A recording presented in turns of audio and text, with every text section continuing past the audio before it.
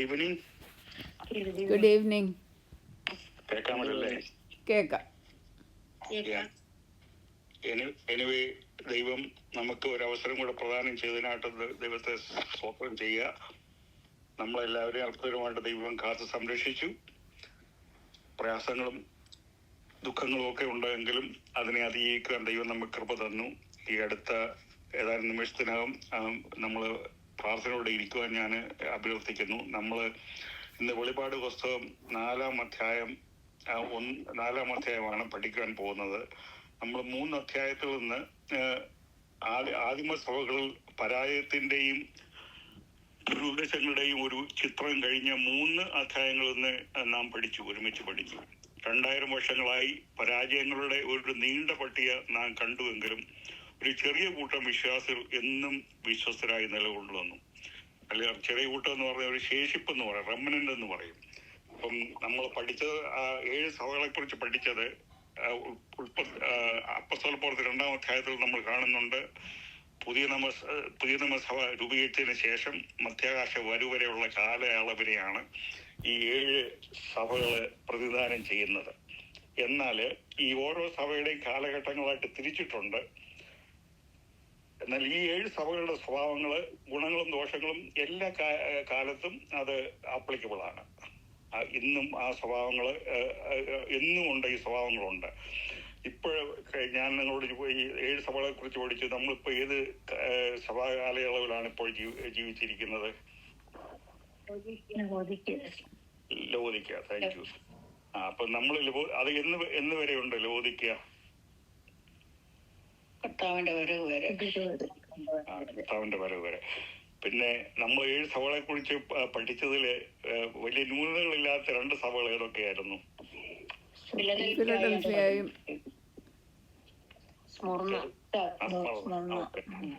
ഈ 2 സഭകളെ കുറിച്ച് അവിടെ വലിയ യാതൊരു ന്യൂനതയും കാണുന്നില്ല. എന്നാൽ മറ്റെല്ലാ സഭകൾക്കും ന്യൂനതകളുണ്ട്. എന്നാൽ അവിടെ ഒരു ചെറിയ ശേഷിപ്പിനെ ദൈവം അവിടെ ശേഷിപ്പിച്ചു. ഇവിടെ നമ്മുടെ ഈ ലവോദിക്ക സഭയുടെ കാലഘട്ടത്തിലും ആ വിശ്വാസം വളരെ അധപ്പതിച്ചുകൊണ്ടിരിക്കുകയാണെങ്കിലും വിശ്വസ്തരായ ഒരു കൂട്ടം ആൾക്കാർ ഇപ്പോഴും അവിടെ കർത്താവായ യേശു ക്രിസ്തുവിന് വേണ്ടി പ്രവർത്തിക്കുന്നുണ്ട്. ഇവിടെ നമുക്ക് ഇത് കാണുന്ന ഈ വെളിപാട് പുസ്തകം 4-ാം അധ്യായം ഒന്ന് വായിച്ചാട്ടെ. 4-ാം അധ്യായം, വെളിപാട് പുസ്തകം 4-ാം അധ്യായം. ഓക്കെ. വെളിപാട് പുസ്തകം 4-ാം അധ്യായം 1 മുതൽ ഉള്ള വാക്യങ്ങൾ. അനന്തരം സ്വർഗത്തിലൊരു വാതിൽ തുറന്നിരിക്കുന്നത് ഞാൻ കണ്ടു. കാഹളനാദം പോലെ എന്നോട് സംസാരിച്ചു കേട്ട ആദ്യത്തെ ശബ്ദം എന്നോട്, ഇവിടെ കയറി വരിക, മേലാൽ സംഭവിക്കാനുള്ളത് ഞാൻ നിനക്ക് കാണിച്ചു തരാമെന്ന് കൽപ്പിച്ചു. ഉടനെ ഞാൻ ആത്മവിവശനായി സ്വർഗത്തിൽ ഒരു സിംഹാസനം വെച്ചിരിക്കുന്നതും സിംഹാസനത്തിൽ ഒരുവൻ ഇരിക്കുന്നതും കണ്ടു. ഇരിക്കുന്നവൻ കാഴ്ചയ്ക്ക് സൂര്യകാന്തത്തോടും പത്മരാഗത്തോടും സദൃശൻ. സിംഹാസനത്തിൻ്റെ ചുറ്റും കാഴ്ചയ്ക്ക് മരതകത്തോട് സദൃശ്യമായ ഒരു പച്ചവില്ല്. സിംഹാസനത്തിൻ്റെ ചുറ്റിലും 24 സിംഹാസനം. വെള്ളയുടുപ്പ് ധരിച്ചുകൊണ്ട് സിംഹാസനങ്ങളിൽ ഇരിക്കുന്ന 24 മൂപ്പന്മാർ. Saji, Matthew George, WhatsApp audio.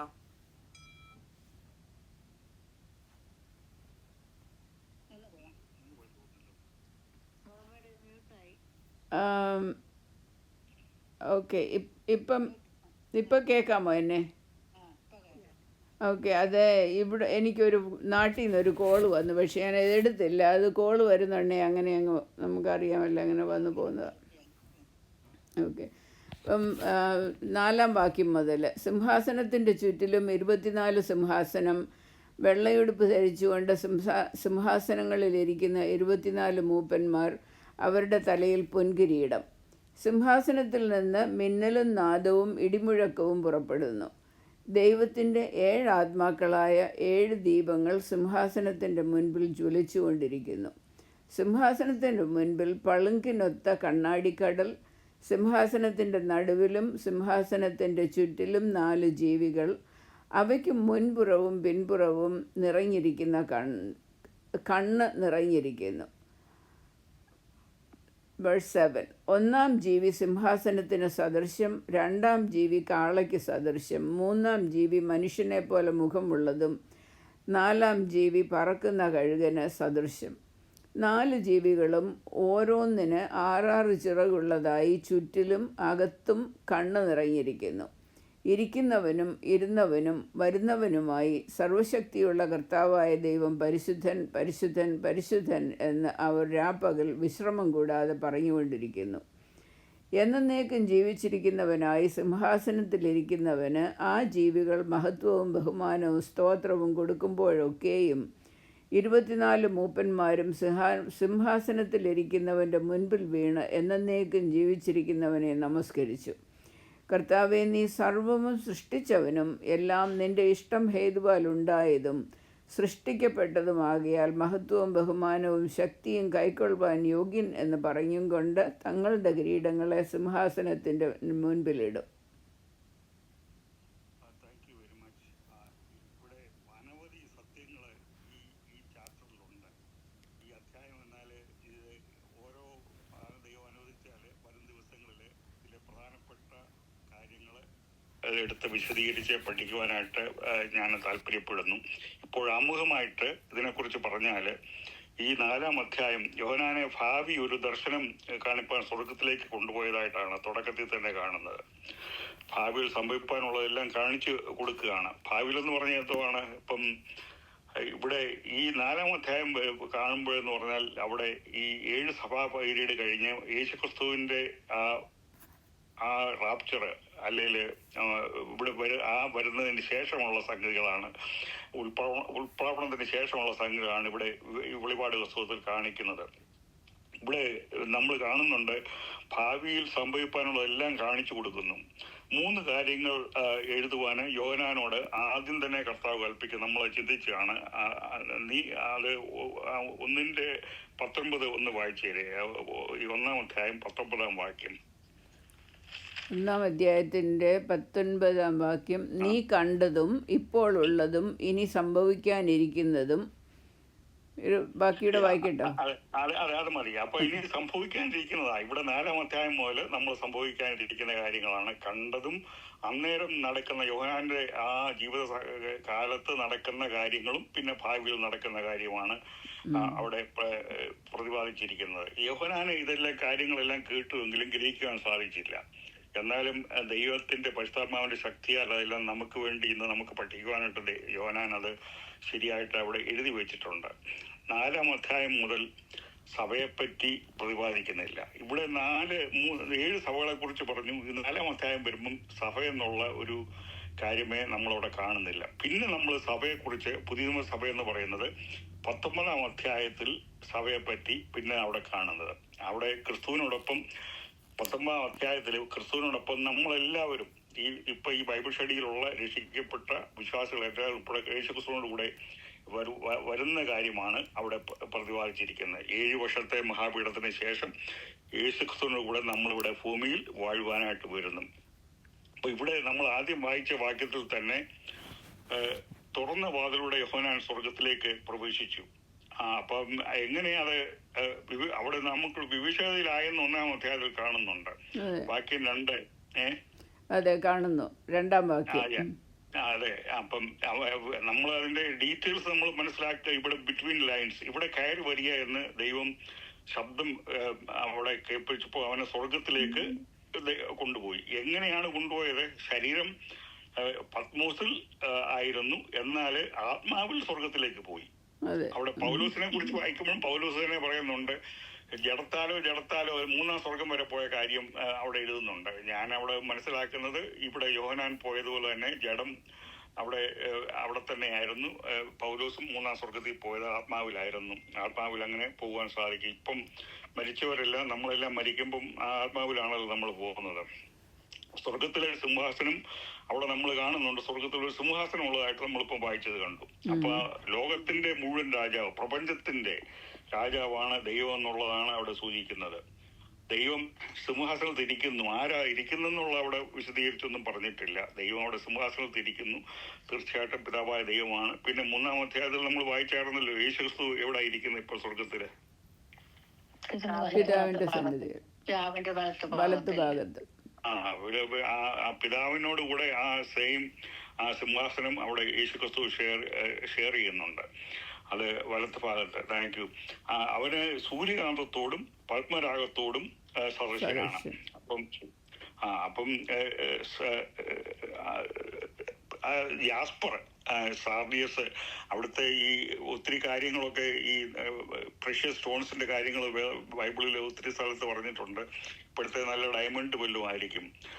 ദൈവത്തിന്റെ മഹത്വവും തേജസ്സുമാണ് അത്. തീർച്ചയായിട്ടും അതിന്റെ ഒരു പ്രദർശനമാണ് അവിടെ കാണുന്നത്.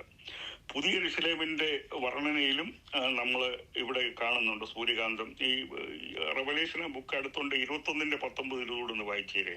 21 വെളിപാടിന്റെ 21:19 നമ്മൾ അവിടെ ചില പ്രഷ്യസ് സ്റ്റോൺസിനെ കുറിച്ച് അവിടെയും കാണും. 21:19 20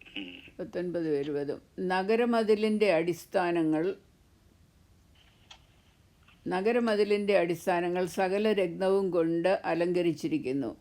1-ാം അടിസ്ഥാനം സൂര്യകാന്തം, 2-ാമത്തേത് നീലരത്നം, 3-ാമത്തേത് മാണിക്യം, 4-ാമത്തേത് മരതകം, 5-ാമത്തേത് നഖവർണി, 6-ാമത്തേത് ചുവപ്പ് കല്ല്, 7-ാമത്തേത് പീതരത്നം, 8-ാമത്തേത് ഗോമേതകം, 9-ാമത്തേത് പുഷ്യരാഗം, 10-ാമത്തേത് വൈഡൂര്യം, 11-ാമത്തേത് പത്മരാഗം, 12-ാമത്തേത് സുഗന്ധിരത്നം. Thank you. ഇതെല്ലാം നമ്മൾ ഭാവി താമസിക്കാനുള്ള നമ്മുടെ വീടിന്റെ വിവരണമാണ് കാണിക്കുന്നത്. ഇവിടെ പ്രയാസങ്ങളും ദുഃഖങ്ങളും ഒക്കെ ആണെങ്കിലും ചിലപ്പം കുപ്പയിലായിരിക്കും, ഹോംലെസ് ആയിരിക്കും ചില വിശ്വാസികൾ. അവിടെ ചെല്ലുമ്പോൾ ആ സ്വർഗത്തിൽ പുതിയ യെരൂശലേമിന്റെ വിവരണങ്ങളാണ് അവിടെ കാണിക്കുന്നത്. ദൈവത്തിന്റെ വിശുദ്ധിയും പത്മരാഗം ദൈവത്തിന്റെ വീണ്ടെടുപ്പിനെയും വിശുദ്ധിയുമാണ് ഇതെല്ലാം കാണിക്കുന്നത്. സിംഹാസനത്തിൽ ഇരിക്കുന്നവൻ പിതാവിനോട് മുമ്പേ നമ്മൾ പറഞ്ഞ പോലെ പിതാവിനോട് അവിടെ സിംഹാസനത്തിൽ ഇരിക്കുന്നതായിട്ട് നമ്മൾ കാണുന്നുണ്ട്. 4-ാം അധ്യായത്തിൽ നാം ക്രിസ്തുവിനെ കാണുന്നുമുണ്ട് താനും. ഉൽപ്രാപണത്തിന്റെ ഇപ്പോഴും ഈ 4-ാം അധ്യായം മുതൽ വരുമ്പോൾ അവിടെ ഈ നമ്മൾ എല്ലാവരും ഈ ഭൂമിയിൽ നിന്ന് എടുക്കപ്പെടും. 4-ാം അധ്യായത്തിൽ ഞാൻ ആദ്യം സൂചിപ്പിച്ചതുപോലെ തന്നെ നമ്മൾ ആ സ്വർഗത്തിൽ യേശുക്രിസ്തുവിനോടെ ആയിരിക്കും. എന്നാൽ ഈ പ്രധാനമായിട്ടുള്ള ആ സന്തോഷം ഈ 4-ാം അധ്യായത്തിൽ നിന്ന് മനസ്സിലാക്കേണ്ടത് നമ്മൾ ആ റാപ്ചർ അല്ലെങ്കിൽ ഉൽപ്രാപണം എന്ന് പറയുന്നത് മധ്യാകാലത്തിൽ വരെ നമ്മളെ ചേർത്തുകൊള്ളും എന്നുള്ളതാണ്. അത് അപ്പസ്തലനായ പൗലോസിന് ആ വിശ്വാസം ഉണ്ടായിരുന്നു. എന്നാൽ നമ്മൾ നേരത്തെ ചിന്തിച്ചതുപോലെ ആദ്യം നൂറ്റാണ്ടിലെ വിശ്വാസികൾക്കെല്ലാം യേശുക്രിസ്തു ഈ പൗലോസിന്റെ ജീവിത സമയത്ത് തന്നെ വരുമെന്ന് രണ്ടാമത് വരുമെന്നായിരുന്നു പൗലോസൊക്കെ വിശ്വസിച്ചിരുന്ന വിശ്വാസികൾ. 100-300 വർഷത്തിന് ശേഷം ഈ പൾപ്പീലുകളെല്ലാം മാറി വേറെ പല രീതിയിലായിപ്പോയി. എന്നാൽ ഇവിടെ പൗലോസ് പറയുന്നത് ഒരു ഒരു മർമ്മം ആണ് ഇത്. ഇവിടെ ഒരു മർമ്മം ഞാൻ നിങ്ങൾക്ക് കാണിച്ചു തരാമെന്നാണ് പറയുന്നത്. അവിടെ 2 ഭാഗങ്ങളുണ്ട് നമ്മൾ ഇതിനോടനുബന്ധിച്ച് മനസ്സിലാക്കേണ്ടത്. 1 കൊരിന്ത്യർ 15:51-52 പിന്നെ ഉണ്ട്. അത് പിന്നെ ഒന്ന് വായിക്കാനായിട്ട് 1 തെസ്സലോനിക്കർ 4:15 മുതൽ 17 വരെ ഒന്ന് വായിച്ചാട്ട്. 1 കൊരിന്ത്യർ വായിക്കണ്ടേ? അത് പിന്നെ ഇത് കഴിഞ്ഞിട്ട് ആദ്യം തെസ്സലോനിക്ക ലേഖനം 1 തെസ്സലോനിക്കർ 4:15-17.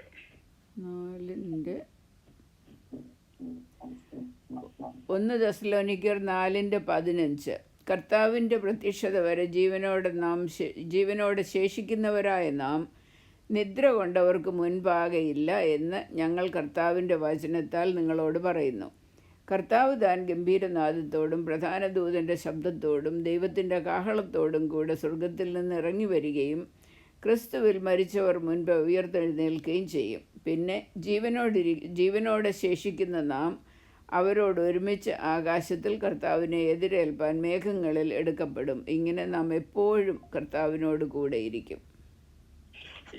Thank you for reading that. ഇവിടെ കാണുന്നത് പൗലോസ് അവിടെ ചെന്നുവരുന്നുവെങ്കിലും തീമോത്തിയോസ് ഒക്കെ ചെന്നുവെങ്കിലും അവർക്ക് ഈ ആദിമ സഭയിലെ അന്നത്തെ ആൾക്കാർക്ക് ഈ ഇതിന്റെ ഒരു കംപ്ലീറ്റ് ഒരു പരിപൂർണമായിട്ടുള്ള ഒരു ഗ്രഹണമില്ലായിരുന്നു. ഇതിനെക്കുറിച്ച് എന്താണ് ഇതിന്റെ അർത്ഥങ്ങൾ അറിഞ്ഞുകൂടായിരുന്നു. പലരും മരിക്കുന്നു. ആ കൊരിന്ത്യ ലേഖനത്തിൽ ഇവിടെ ആദിമ സഭകൾ മരിക്കുമ്പോൾ അവരെന്തുവാ തീരും എന്നുള്ള ആ ഒരു സംശയവും ആ ഭയം ഉള്ളത് കൊണ്ടാണ് പൗലോസ് അവിടെ തെസ്സലോനിക്കർക്ക് ഇത് എഴുതി കൊടുക്കുന്ന ഒരു ആദ്യ കാഹളം വരുമ്പോൾ, കാഹളം എന്ന് പറയുന്നത് എപ്പോഴും അനൗൺസ്മെന്റ് ഒരു നല്ല ഒരു സിഗ്നിഫിക്കന്റ് ഇവന്റിനോട് ചേർന്നാണ് ഒരു കാഹളം ട്രംപറ്റ് എപ്പോഴും മുഴങ്ങുന്നത്. ട്രംപറ്റ് എപ്പോഴും പഴയ നിയമത്തിലും എല്ലാം ഉണ്ടല്ലോ, എല്ലാ മതങ്ങളിലും ഉണ്ട്. So the dead shall be raised incorruptible. ഇത് അവിടെ നമ്മുടെ രണ്ട് സ്വഭാവത്തെയാണ് കാണിക്കുന്നത്. നമ്മൾ അവിടെ മരിച്ചവര് അവിടെ വായിച്ച എന്തായിരുന്നു, ഇപ്പം അവിടെ ഒന്നുകൂടെ വായിച്ച ആ ഭാഗം ഒന്ന്. കർത്താവിൻ്റെ പ്രത്യക്ഷത വരെ ജീവനോടെ ശേഷിക്കുന്നവരായ നാം നിദ്ര കൊണ്ടവർക്ക് മുൻപാകെയില്ല എന്ന് ഞങ്ങൾ കർത്താവിൻ്റെ വചനത്താൽ നിങ്ങളോട് പറയുന്നു. കർത്താവ് താൻ ബാക്കി വായിക്കണം. കർത്താവ് താൻ ഗംഭീരനാദത്തോടും പ്രധാന ദൂതൻ്റെ ശബ്ദത്തോടും ദൈവത്തിൻ്റെ കാഹളത്തോടും കൂടെ സ്വർഗത്തിൽ നിന്ന് ഇറങ്ങി വരികയും ക്രിസ്തുവിൽ മരിച്ചവർ മുൻപ് ഉയർത്തെഴുന്നേൽക്കുകയും ചെയ്യും. പിന്നെ ജീവൻ അത് മതി, മുമ്പേ വായിച്ചോണ്ട്. അപ്പൊ ഇവിടെ ഈ കർത്താവായ യേശു ക്രിസ്തു മത്തായി വരുമ്പോൾ ഉള്ള ഒരു സംഗതി എന്ന് പറഞ്ഞാല്, ക്രിസ്തുവിൽ മരിച്ച വിശ്വാസികളാണ് ആദ്യം എഴുന്നേക്കാൻ പോകുന്നത്, ഉയർത്തെഴുന്നേക്കുന്നത്. ഇപ്പം നമ്മള് അതിന് ശേഷമായിരിക്കും. ഇപ്പം ഉദാഹരണത്തിൽ ഇന്ന് കുറച്ച് കഴിഞ്ഞ് അത്യാവശ്യത്തിൽ യേശു ക്രിസ്തു വന്നെന്നിരിക്കട്ടെ, ഇപ്പോൾ മരിച്ചുപോയ വിശുദ്ധന്മാരെല്ലാം ആദ്യം ഉയർത്തെഴുന്നേക്കും. ഒരു കണ്ണ് വയ്ക്കുന്നതിൻ്റെ ഒരു കണ്ണ് നമുക്കറിയാമല്ലോ, ഒറ്റ ഒരു നാനോ സെക്കൻഡ് മതി കണ്ണ് വയ്ക്കുന്നതിന് മുമ്പിൽ ഇതെല്ലാം നടന്നു കഴിയും. ഉയർത്തതിന് ശേഷം അതിനുശേഷം നമ്മളൊക്കെ രൂപാന്തരപ്പെടും. അപ്പൊ ഇത് എന്നാൽ അവിടെ പഴയ നിയമ വിശുദ്ധന്മാരെല്ലാം മരിച്ചു, അവരുടെ നമ്മുടെ വിശ്വാസികളെല്ലാം നമ്മുടെ പിതാക്കന്മാരുൾപ്പെടെ മരിച്ചുവെങ്കിലും അവരുടെ ആത്മാവാണ് അവിടെ ഉള്ളത്, ശരീരം വിട്ടു. എന്നാൽ നമ്മള് തേസ്കരിക്കപ്പെടും, നമ്മുടെ ഈ ശരീരം നമ്മളിവിടെ വിട്ടുപോകുന്നില്ല. അങ്ങനെ വിട്ടാൽ എത്ര ബോഡികളായിരിക്കും ഈ ഭൂമിയിൽ, എത്ര കോടാനുകോടി ബോഡികളായിരിക്കും ഉള്ളത്. അപ്പം ഈ ശരീരം അവര് രൂപാന്തരപ്പെട്ട് തേസ്കരിക്കപ്പെട്ടാണ് നമ്മളിപ്പോൾ ഇരിക്കുന്ന, നമ്മളെ കാണുന്ന, നമ്മളെ ജീവിതത്തിൽ കണ്ടിട്ടുള്ളവരും എല്ലാവർക്കും തിരിച്ചറിയാവുന്ന രീതിയിൽ അതേ രൂപത്തിലാണ്, എന്നാൽ യാതൊരു ന്യൂനതയും ഇല്ലാതെ മഹത്വീകരിച്ചിട്ട് യേശുക്രിസ്തുവിനെ പോലുള്ള ശരീരം നമുക്ക് ലഭിക്കും, ദൂതന്മാരെ പോലുള്ള ശരീരം ലഭിക്കും. അതാണ് നമ്മുടെ പ്രത്യാശ എന്ന് നമുക്ക് പറയാനുള്ളത്. അതുകൊണ്ട് അവരെ ആശ്വസിപ്പിക്കുകയാണ് ചെയ്യുന്നത്. അപ്പൊ ഇവിടെ ഈ 4-ാം അധ്യായത്തിൽ കാണുന്ന ആ സമയത്ത് നമ്മൾ യേശുക്രിസ്തുവിന്റെ കൂടെ ആയിരിക്കും. അതുകൊണ്ട് നമ്മുടെ ഈ ലോകത്തിലെ വാസം തീരും. തീർച്ചയായിട്ടും എനിക്ക് യാതൊരു സംശയമില്ല. 1 തെസ്സലോനിക്കർ 4:15-17 കൂടെ വായിച്ചാൽ. അതാ ഇപ്പൊ വായിച്ചത്. കൊരിന്ത്യർ ലേഖനം 15:51-52. 1 കൊരിന്ത്യർ 15:51. ഞാനൊരു മർമ്മം നിങ്ങളോട് പറയാം.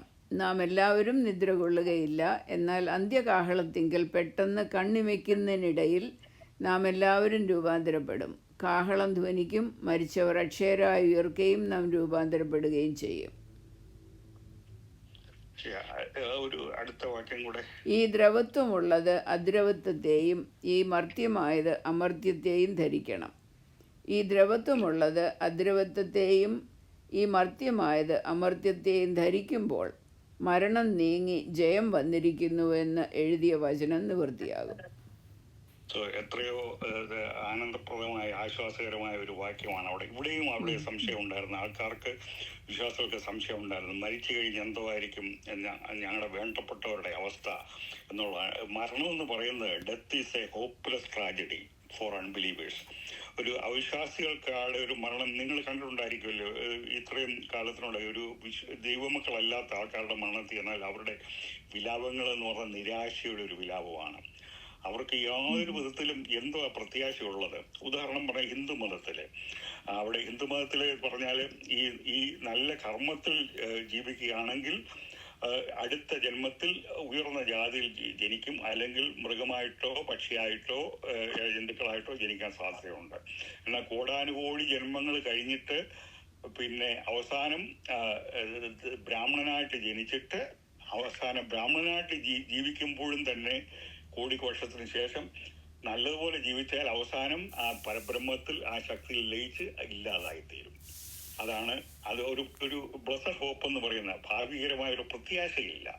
ഏത് മതത്തിലാണ് പ്രത്യാശ ഉള്ളത്? നിരീശ്വരനുണ്ടോ? ഇളമറുക് ഇന്ത്യയിലെ യുക്തിവാദിയുടെ പ്രസിഡന്റ് റാഷലിസ്റ്റ് ഇടമറുക് ഞാൻ വളരെ സമയം ചെലവഴിച്ചു മുസ്ലിം വന്നപ്പം. ഞങ്ങൾ ഒരു പ്രത്യാശയില്ല. ക്രിസ്തു കുടുംബത്തിൽ ജനിച്ച ആളാണെന്ന് പറഞ്ഞാലും എന്നാൽ നമുക്ക് ദൈവമക്കൾക്ക് മരണമുണ്ട്. മരണമെന്ന് പറയുന്നത് നമുക്കറിയാമല്ലോ, നമ്മുടെ ജീവിതത്തിലെ ഏറ്റവും വലിയ ദുഃഖം വരുത്തുന്ന സംഗതിയാണ്. നമുക്കും ദുഃഖമുണ്ട്. ദുഃഖം തീർച്ചയായിട്ടും ഇമോഷൻ നല്ല ഒരു സ്വഭാവത്തിന്റെ ഒരു ലക്ഷണം എന്ന് പറഞ്ഞാൽ യേശുക്രിസ്തു ലാസറിനെ ഉയർത്തെപ്പിക്കാൻ പോവുകയാണെന്ന് അറിയാമായിട്ടും അവിടെ മാർത്തയും മേരിയും മറ്റ് ഒരു കരയെന്ന് കണ്ടിട്ട് യേശുക്രിസ്തു കണ്ണീര് വാർത്തു എന്ന് കാണുന്നുണ്ട്. നമുക്കും ദുഃഖമുണ്ട് നമ്മുടെ വേണ്ടപ്പെട്ടവർ ഇവിടെ നിന്ന് മരിച്ചു പോകുമ്പോൾ. എന്നേക്കുമായിട്ടുള്ള ഇവിടെ ഭൂമിയിൽ വെച്ചുള്ള വേർപാട് നമുക്ക് ഒരിക്കലും സഹിക്കാൻ സാധിക്കുകയില്ല.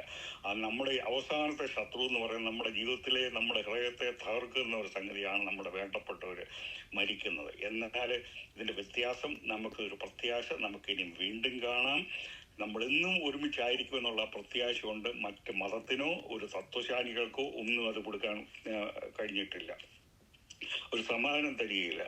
അപ്പം ഇത് ആശ്വാസം. മരണം ഇവിടെ കാണുന്ന നിദ്ര എന്നല്ലേ, ഒരു ഉറക്കമെന്നാണ് ഇവിടെ പറയുന്നത്. സോ നിദ്ര എന്നാ പറയുന്നത്.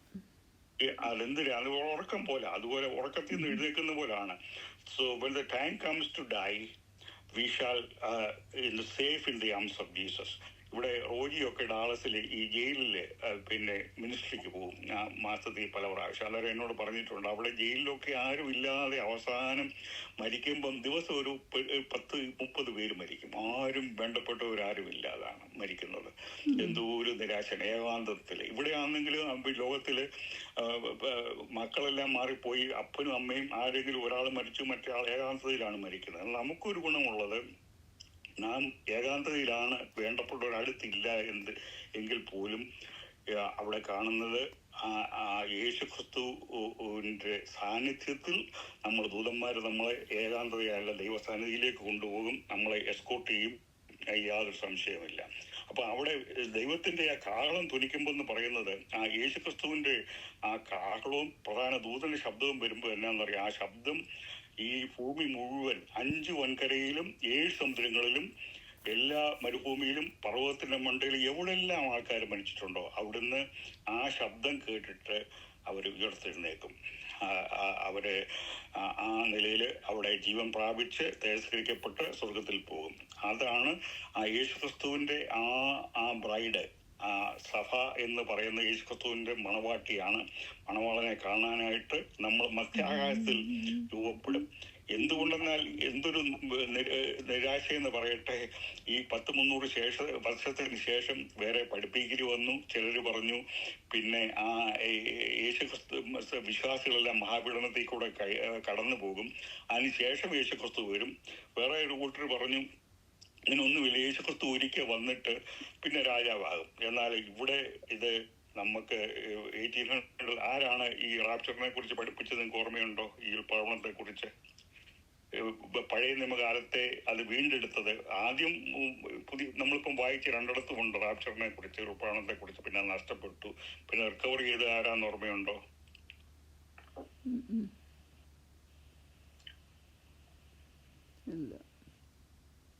ഇല്ലല്ലേ?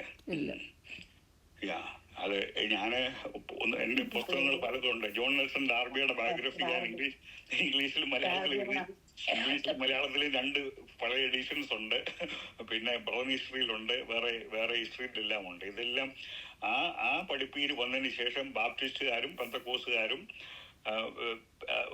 എല്ലാവരും അത് സ്വീകരിച്ചു. എന്നാൽ കേരളത്തിലെ സംഭവം പറഞ്ഞാൽ മറ്റുള്ളവരും അത് ടെക്നിക്കലി സ്വീകരിച്ചിട്ടുണ്ട്. കഴിഞ്ഞ ഏതാനും മാസങ്ങൾക്ക് മുമ്പാണ് അന്നമ്മയുടെ ബന്ധത്തിൽപ്പെട്ട ഒരാള്, അവർ ഓർത്തഡോക്സാണ്. പക്ഷെ അവിടെ അച്ഛൻ വന്ന് പ്രസംഗിച്ചപ്പോഴും അച്ഛൻ പ്രസംഗിക്കുന്നതും മധ്യാകാശത്തിൽ നമ്മൾ കാണാമെന്നാണ് പറയുന്നത്. അപ്പൊ അവരുടെ ഒറിജിനൽ ടീച്ചിങ് അതല്ലെങ്കിലും മർത്തോമായുള്ളവരും ഇവിടെ ഈ ശവസംസ്കാരത്തിന് യൂട്യൂബിൽ കാണുമ്പോൾ പറയുന്നത് നമ്മൾ മധ്യാകാശത്തില് അവിടെ വെച്ച് കാണാം എന്ന് പറയുന്ന, അത് എനിക്ക് സന്തോഷമുണ്ട് കേൾക്കുമ്പോൾ. അങ്ങനെയും ഇത് നമ്മുടെ പ്രസംഗം മൂലവും പഠിപ്പീര് മൂലവും അങ്ങനെ ആൾക്കാര് അത് പറയുന്നു. ആ വിശ്വാസമുണ്ടല്ലോ, അതാണ് നമ്മുടെ മഹത്വ പ്രത്യാശ. നമ്മൾ ഈ കഷ്ടത്തിൽ കൂടെ 2000 കൊല്ലമായിട്ട് വിശ്വാസികൾക്ക് കഷ്ടമുണ്ടായിരുന്നു. അവിടെ തീയിലിട്ട് കൊന്നിട്ടുണ്ട്, കഴുത്ത് വെട്ടിയിട്ടുണ്ട്. എന്നാൽ മഹാപീഡനം എന്ന് പറയുന്നത് വലിയ അതുവരെ സംഭവിക്കാത്ത പീഡനമാണ്. അത് ഈ 4-ാം അധ്യായത്തിൽ കാണുമ്പോൾ സഭ എടുത്തതിന് ശേഷം അന്തിക്രിസ്തു ഭൂമിയുടെ രാജാവായിട്ട് വന്ന് 7 വർഷം മഹാപീഡനം വരും. അപ്പൊ ഇസ്രായേലിനായിരിക്കും ഏറ്റവും പീഡനം വരുന്നത്. എന്നാൽ ലോകത്തിന്റെ വരവ്, യേശുക്രിസ്തുവിന്റെ വരവ് അടുത്തു എന്നാണ് ഞാൻ മനസ്സിലാക്കുന്നത്. എന്റെ അഭിപ്രായത്തിൽ ഈ മരണത്തിന്റെ താഴ്വരയിൽ കൂടെ നമ്മളെല്ലാവരും പോകുന്നുള്ള റാപ്ചർ എപ്പം വേണം ഈ അടുത്ത നിമിഷത്തിൽ വരാം. എന്റെ അഭിപ്രായത്തിൽ നമ്മുടെ കൊച്ചുമക്കളുടെ സമയത്ത് എന്റെ സ്റ്റഡിയിൽ ഞാൻ മനസ്സിലാക്കുന്നത് എന്ന് പറഞ്ഞാൽ അതിന്റെ കാര്യങ്ങളൊക്കെ ലോക ചരിത്രങ്ങൾ ഇപ്പം വെറുതെ കഴിഞ്ഞ ആഴ്ച തന്നെ നമ്മൾ കണ്ടു. സിറിയയിൽ നിന്ന് ബാഷർ അസാദ് അവിടെ മാറ്റപ്പെട്ടു, പിന്നെ ഒളിച്ചോടി പോകേണ്ടി വന്നു. അവിടെ പിന്നെ ഇസ്രായേല്, അവിടെ ഗാസയില് അവിടെ ഹമാസിനെ നശിപ്പിച്ചു. ഹെസ്ബുള്ളാഹ് ലെബനനെ നശിപ്പിച്ചു. അവിടെ ഇറാന് വളരെ വീക്കായിട്ടിരിക്കുന്നു, റഷ്യ വീക്കായിട്ടിരിക്കുന്നു. അപ്പൊ ഇസ്രായേലിനൊരു സമാധാന രീതിയിൽ ഇപ്പൊ കുറച്ചിലേക്ക് വന്നിരിക്കുകയാണ്. ഒരു ട്രീറ്റി ഉണ്ടാക്കി അങ്ങനെ വരികയാണെങ്കിൽ ആദ്യത്തെ ആ യുദ്ധത്തിന്റെ, ആ 3-ാം ലോകമഹായുദ്ധത്തിന്റെ ആദ്യത്തിന്റെ പ്രാരംഭങ്ങൾ, കളങ്ങൾ ഒരുക്കിക്കൊണ്ടിരിക്കുകയാണ്. ഇപ്പോൾ കാണുന്ന ട്രംപ് പ്രസിഡന്റായിട്ട് വരും. അപ്പൊ ഇസ്രായേലിന് കൂടുതൽ സപ്പോർട്ട് കിട്ടും. അങ്ങനെ ഈ ലോക സംഭവങ്ങളെല്ലാം വിളിച്ചറിയിക്കുന്ന യേശുക്രിസ്തുവിന്റെ വരവ് അടുത്തു എന്നുള്ളതാണ്. അതുകൊണ്ട് എന്നാൽ എന്റെ പേഴ്സണൽ വിശ്വാസം എപ്പോഴും വരാം, അതിനുള്ള റിക്വയർമെന്റ് എല്ലാം ഫുൾഫിൽഡായി. നമ്മുടെ കൊച്ചുമക്കൾ സമയത്ത് വല്ലതും വന്നിരിക്കാം. നമ്മളെല്ലാം മരണത്തിന്റെ താഴ്വരയിൽ കൂടെ പോകുന്നുള്ളതാണ്. അപ്പൊ നമ്മൾ ഉയർത്തെഴുന്നേറ്റ് കഴിഞ്ഞാൽ നമ്മൾ ഈ ഭൂമിയുടെ നിയമം അനുസരിച്ചാണ് പുതിയ ശരീരം കിട്ടിക്കഴിയുമ്പോൾ സ്വർഗത്തിലെ സ്പിരിച്വൽ ഇതിലാണ് നമ്മൾ ജീവിക്കുന്നത്. അപ്പം ഈ നിലയിൽ നമ്മൾ ഈ ലൂക്കോസിന്റെ സുവിശേഷം 24:30 കാണുന്നുണ്ടല്ലോ, the resurrected body will be with the flesh and bones. അപ്പൊ നമ്മൾ തേജസ്കരിക്കപ്പെട്ട് കഴിയുമ്പം നമുക്ക് മാംസരക്തങ്ങൾക്ക് സ്വർഗരാജ്യത്തെ അവകാശമാക്കാൻ ഒക്കെ എന്നുള്ള വാക്യം നിങ്ങൾക്ക് ഓർമ്മയുണ്ടല്ലോ അല്ലേ? ഉണ്ട്. ഓക്കെ. അന്നേരം ബ്ലഡ് ഇല്ല. അപ്പം നമ്മൾ തേജസ്കരിക്കപ്പെട്ട ശരീരത്തിന് പിന്നെ ഫ്ലഷും ബോണും ഉണ്ട്. ലൂക്കോസ് 24 സമയം കഴിയുന്നതുകൊണ്ട് പെട്ടെന്ന് 24:39 കൂടുന്നു വായിച്ചു. ഞാൻ ആദ്യം താമസിക്കാൻ നിർത്തിക്കോളാം. ലൂക്കോസിന്റെ സുവിശേഷം 24:39. അവിടെ യേശുക്രിസ്തു ഉയർത്തെഴുന്നേറ്റ് വന്നതിന് ശേഷം അവിടെ ശിഷ്യർക്ക് പരിചയപ്പെടുമ്പം അവരെ സംശയിച്ച് ഭൂതമാണെന്ന് നോക്കി വന്ന യേശുക്രിസ്തു പറയും, ഞാൻ തന്നെയാകുന്നുവെന്ന് എൻ്റെ കൈയും കാലും നോക്കി അറിവീൻ, എന്നെ തൊട്ട് നോക്കുവീൻ, എന്നിൽ കാണുന്നത് പോലെ ഭൂതത്തിന് മാംസവും അസ്ഥിയും ഇല്ലല്ലോ എന്ന് പറയും. ഭൂതത്തിന് മാംസവും അസ്ഥിയുമില്ല. അപ്പൊ യേശുക്രിസ്തുവിനുണ്ട്. അപ്പം നമ്മൾ റിസർക്റ്റഡ് ആകുമ്പോൾ അല്ലെങ്കിൽ നമ്മൾ പ്രവണത്തിൽ പോവുകയാണെങ്കിൽ നമുക്കും അതേ രീതിയിൽ നമുക്ക് ബോഡിയുമുണ്ട്, ശരീരമുണ്ട്. അത് വീണ്ടും ഇപ്പം ബോഡി, സോൾ ആൻഡ് സ്പിരിറ്റ് ഇങ്ങനെയാണ് മനുഷ്യനുള്ളത്. അത് ഇപ്പം മരിച്ചു കഴിയുമ്പം സോൾ ആൻഡ് സ്പിരിറ്റ് സ്വർഗത്തിൽ പോകും, ബോഡി ഇവിടെ കല്ലറയിലാകപ്പെടും. പിന്നെ ശരീരം ഓടത്ത് നിൽക്കുമ്പം ആത്മാവും സോൾ ആൻഡ് സ്പിരിറ്റ് വന്നിട്ട് ആ ശരീരത്തോട് ചേർന്നിട്ടാണ് ദൈവത്തെ കാണുവാനായിട്ട് നമ്മൾ ഉയർത്തെഴുന്നേറ്റ് പോകുന്നത്. അതുകൊണ്ട് നമ്മൾ സ്വർഗത്തിൽ ചെന്നാൽ നമുക്ക് എല്ലാവരെയും തിരിച്ചറിയാനും നമ്മുടെ ആ എല്ലാ രൂപങ്ങളും എല്ലാം അതുപോലെ എന്നാൽ പെർഫെക്ഷൻ ആയിരിക്കും. അവിടെ ശരീരവൈകല്യങ്ങൾ ഇവിടെ ഉണ്ടല്ലോ, മെന്റലി ചാലഞ്ചഡ്, ഫിസിക്കലി ചാലഞ്ചഡ് ആണ്. പണ്ട് നമ്മൾ ചെറുപ്പത്തിലെ പിന്നെ അംഗവൈകല്യം എന്നൊക്കെയല്ലേ പറയുന്നത്. അംഗവൈകല്യം ഉള്ളവരും എല്ലാം യാതൊരു വൈകല്യവും ഇല്ലാതെ കംപ്ലീറ്റ് പെർഫെക്ഷൻ സ്റ്റേജിലായിരിക്കും. അതാണ് യേശുക്രിസ്തുവിന്റെ രക്തം നമുക്ക് വേണ്ടി തന്നത് കൊണ്ട് നമ്മുടെ പ്രത്യാശ അതാണ്. ആ 4-ാം അധ്യായത്തിൽ കാണുന്ന സ്വർഗത്തിലെ കാര്യങ്ങൾ, ഭാവിയിൽ ഈ 7 വർഷം നടക്കാൻ പോകുന്ന മഹാപീഡനത്തെ കുറിച്ചാണ് അടുത്ത അധ്യായങ്ങൾ നമ്മൾ പഠിക്കുന്നത്. ഇനിയും 5 മിനിറ്റ് ഉണ്ട്. ആർക്കെങ്കിലും എന്തെങ്കിലും ഒരു ആഡ് ചെയ്യാനോ ചോദിക്കാനോ ഉണ്ടെങ്കിൽ.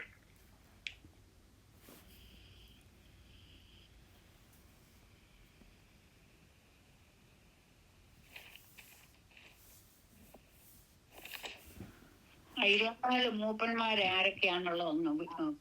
അത് അടുത്ത പിന്നെ 24 അടുത്ത പിന്നെ ജീവികള് 24 മൂപ്പന്മാര് ബാക്കിയുള്ള കാര്യങ്ങൾ വിശദീകരിച്ച്, എനിക്കിത് ഇമ്പോർട്ടന്റ് ആയതുകൊണ്ട്, ഇത് നമ്മുടെ ഉൽപ്രാവണത്തിന് ശേഷം നടക്കുന്ന സംഗതി ആയതുകൊണ്ട് നമ്മുടെ മരണത്തിന് ശേഷം നമ്മുടെ പ്രത്യാശയെക്കുറിച്ച് ഇന്നത് ഫോക്കസ് ചെയ്യണം. അതുകൊണ്ടാണ് ഞാൻ ഈ വിഷയം എടുത്തത്. നമ്മൾ ഇന്നല്ലേ നാളെ ഈ ഭൂമിയിൽ നമ്മളെല്ലാം മാറ്റപ്പെടും. മരണത്തിന് താഴെ കൂടെ പോകും. എന്നാൽ നമ്മൾ തന്നെയല്ല മരിക്കുന്നത്, ദൈവത്തിന്റെ ദൂതന്മാർ കാണും, യേശു ക്രിസ്തു സന്നിധിയിലായിരിക്കും നമ്മൾ. ആ പ്രത്യാശയാണുള്ളത് 4-ാം അധ്യായത്തിൽ. എന്നാൽ ദൈവത്തെ ഈ റാപ്ചറിൽ വിടപ്പെടുന്ന ആൾക്കാർ ആ മഹാപീഡനത്തിൽ കൂടെ, അന്ത്യക്രിസ്തുവിന്റെ പീഡനത്തിൽ കൂടെ പോകും. അത് വരും ദിവസങ്ങളിൽ 19-ാം അധ്യായം വരെ, നമ്മൾ 18-ാം അധ്യായം വരെ അതാണ് പഠിക്കാൻ പോകുന്നത് ദൈവം അനുവദിച്ചാൽ. അതാണ് നമ്മുടെ പ്രത്യാശ.